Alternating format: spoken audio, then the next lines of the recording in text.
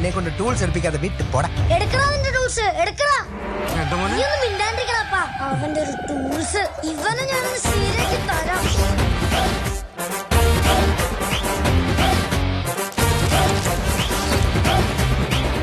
പോടാ. ഇത് ഞങ്ങളുടെ സ്ഥിരം കളിയാ അല്ലേ? ഇന്നത്തെ കളി കഴിഞ്ഞു. ഇനി സ്കൂളിൽ പോ. എന്നാ 20 രൂപ ഉച്ചയ്ക്ക് പഞ്ഞിമുട്ടായി വാങ്ങി കഴിച്ചോ. പോടാ.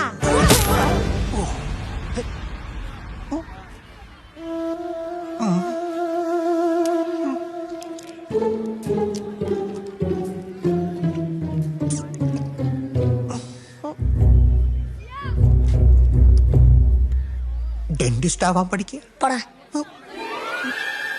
Good bye.